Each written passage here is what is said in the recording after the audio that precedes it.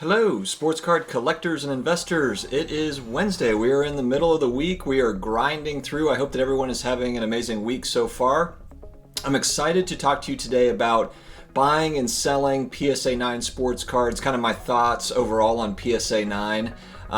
Just to give you a quick teaser, I am a big fan of PSA 9. I'm also a fan of PSA 10 and SGC and BGS and a lot of the other companies in grading. So, but specifically today, going to talk about PSA 9s and kind of just my thoughts overall. But first, before we get into all of that, if you are new here, please subscribe. We have over 300 videos on the channel now, all about collectibles, all about personal finance and sports cards and comic books and graded video games and graded action figures, all mixed in, all the good stuff we're talking about here, guys. We're talking about all the fun stuff on this channel. So thank you again for joining me. Also, visit me on our social media accounts. It's all in the video description. We've got the Instagram and the Facebook groups and all that stuff listed in the video description, so definitely check that out. Join us there. I love getting into the comments and also correspondence with all viewership. I just like hearing from you. This is a community that we have built here, and I want it to continue to grow. So I appreciate all of the comments, and I like all the DMs and everything. We go back and forth on a lot of different things, and it's great. So thank you very much for joining.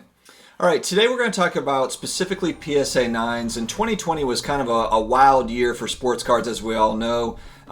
Prices really have been at all-time highs all through the year, really going from the middle of March all the way through about September, early September timeframe. Just a massive increase in sports card pricing over that time period. And, the big kind of get for collectors and investors are PSA 10s, gem mint PSA 10s. That's what everybody wants.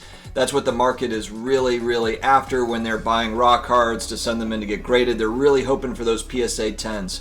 Well, there are a lot of PSA 9s out there, and this thinking can vary depending on if you're talking about vintage cards, if you're talking about modern, ultra modern cards, different strategies for each. But I think as a whole, and especially if we are talking about more of the vintage sports cards, whether it be vintage basketball, baseball, vintage football cards, PSA 9s in particular seem to be a great buy, at least from my perspective. And the reason why I say that is because if you are on a budget and you're looking to kind of diversify between, Hall of Fame players, let's just say, that are vintage players, PSA 9 in many ways gives you the ability to do that. If we're talking specifically about football cards, I can look at, I'll use a couple as an example here. I brought a 83 Topps Marcus Allen rookie card in a PSA 9.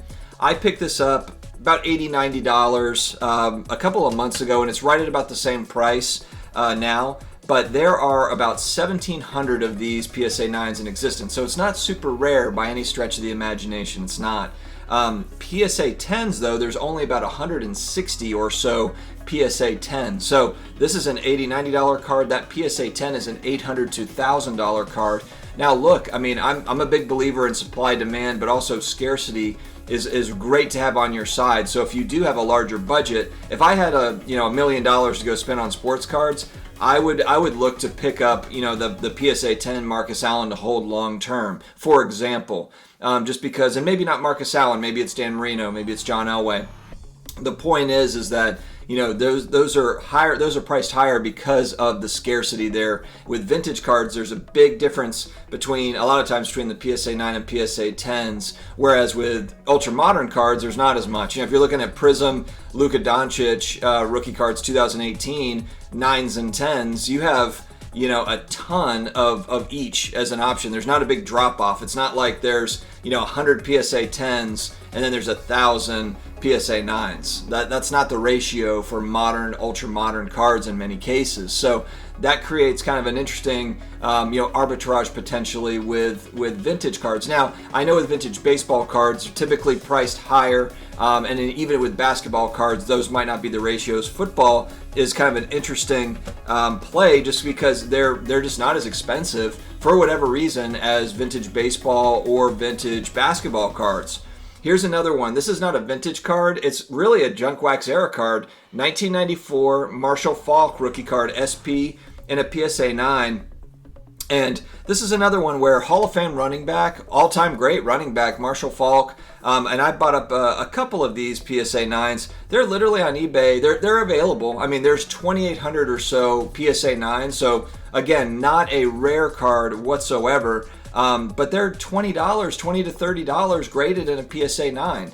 And there's options there to get multiples. So, and then if you look at the PSA 10, the PSA 10s have been selling for $200 to $250, $275, and there's only about 500 of the PSA 10. So again, it's not ultra rare, the card, but I like the fact that the PSA pop reports, I don't believe are going to jump over the next year, 2 years in the same way that the modern, ultra modern cards might. So I just feel like there's a lot of PSA 9 values. Now, if we go to anything, if we talk about basketball cards, there's a lot of, from 2018 on, you have a lot of production. There's a lot of stuff that's out there. But, if you're looking at 2015 rookies, 2014 Prism rookies, I'm just throwing these years out, those print runs were far less. And so a lot of times if you look at those PSA 9s compared to the 10s, there is some arbitrage there. There could be potential value there in that PSA 9s. The big thing I think about with PSA graded cards in general is just, look, they're grading all-time highs as far as how many cards they're grading. That's, I heard that there's, a million cards that they've got there that they're in a backlog.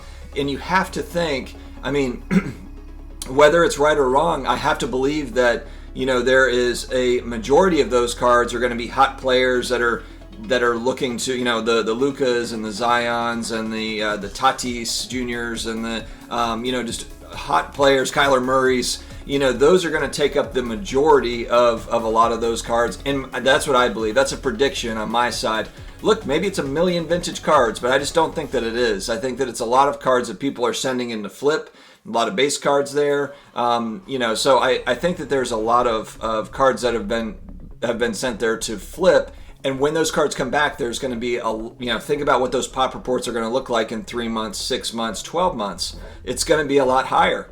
And so I think that, PSA 9 presents a buying opportunity in a lot of instances, whereas I don't think that it creates a great selling opportunity right now unless you were able to kind of get in. It really kind of depends on how much did it cost to acquire the card, and how much was the grading. The grading fees have gone up now. Has that affected the strategy? And so PSA 9, for me, I just like PSA 9 as a buying opportunity, and I have for a while now. A year ago, people used to say that, PSA 9, that's, basically just take, the cost of what you would pay raw and add the grading fee to that, and that's basically what a PSA 9 is worth. And I couldn't disagree more, especially with, there's a lot of PSA 9s and 10s that look very much alike. I don't think there's a huge difference a lot of times between a PSA 9 and a 10. Sometimes I think it's very minuscule. There's probably instances where they're right there on the cusp and they're like, I'm just not sure if this, if this should go 9 or 10.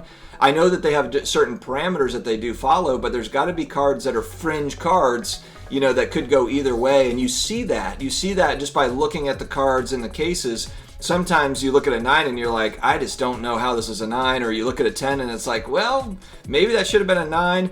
These grading companies aren't perfect. There's going to be little discrepancies. It's like referees in sports. They're looking at it, and what they're looking at, what you're looking at might be a little bit different. So, it's interesting. That's where I think that PSA 9 could have really just a lot of value. And you could say the same thing about crossing over, SGC 9s or SGC 9.5s or BGS 9.5s. Not necessarily crossing them over to PSA, but the point is looking at buying, if you're looking at the actual cards, not necessarily the grades attached to them, there's probably just slight variances, and so I just think that there's value there, whether you're, if you're looking at PSA 9, of course, everybody loves PSA 10s. PSA 10s are what's the most popular, and as far as resale value, everyone wants everything in a PSA 10. But I've made a couple other videos on this previously. I don't sleep on PSA 9s. I think that they're a great buying opportunity right now. And as far as selling goes, I don't think they're a great selling opportunity unless you really have to sell. I'm more of a buy and hold long term guy as it sits. I do, buy and sell flip cards here and there, but for the most part, I've moved more towards a buy and hold style strategy. And so, you know, for me, PSA 9s, there's just a lot of good value out there for me at this point. So, guys, let me know what you think. Are you a PSA 9 person? BGS 9.5? Talk to me about it. I am very interested in hearing. Leave comments below, and we'll kind of go back and forth. I always like talking with you guys in the comments. And like I said, if you have not subscribed yet, please do so. We have daily videos that come out, and we will keep them coming. Thanks again, guys. Take care.